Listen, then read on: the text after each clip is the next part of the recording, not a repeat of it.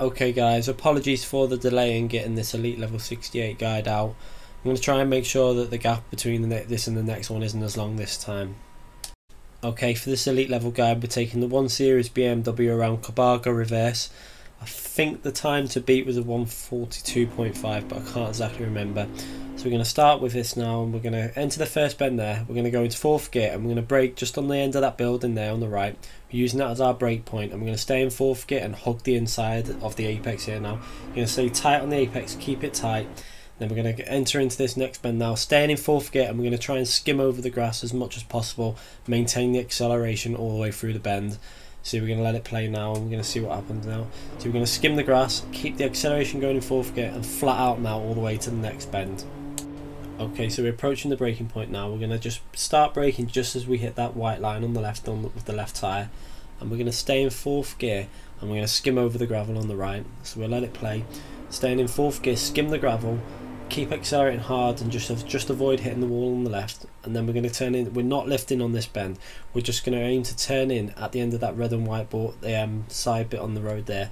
And we're going to stay in 4th gear and skim over the grass on the left here, turning in early, skim over the grass, keeping it in 4th, and then work our way to the left hand side of the track. Okay, so we've got the car in the perfect position here. Now we're going to brake on that right hand side there, that pole. That's our braking marker, and we're going to stay in 4th gear and take a wide entry.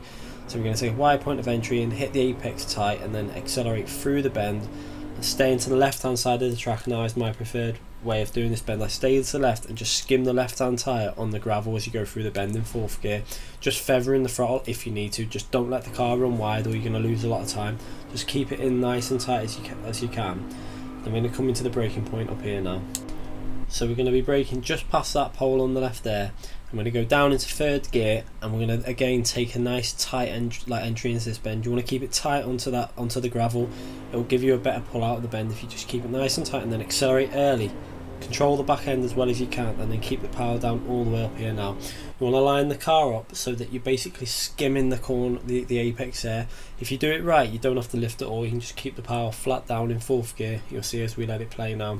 We're going to turn in early, skim the railings on the right, and then we keep the power down all the way, no lifting, into 5th, and then we're going to come into the next braking point up here. You want to get the car over to the left through this bend so that you get a better entry into the next bend. You'll see now. So we're going to skim this left part here now. We're going to stay to the left as we play it. We're going to skim that gravel, and then we're going to get a better entry now into the right hander. So we're going to turn in just and down, going to 4th just on that red and white side bit of the road there again. We're going to go down into 4th gear and skim the gravel again. Keep the power down as much as you can there. Stops the car running too wide, and then we're going to go down into 3rd gear pretty much as soon as you got the car straight line.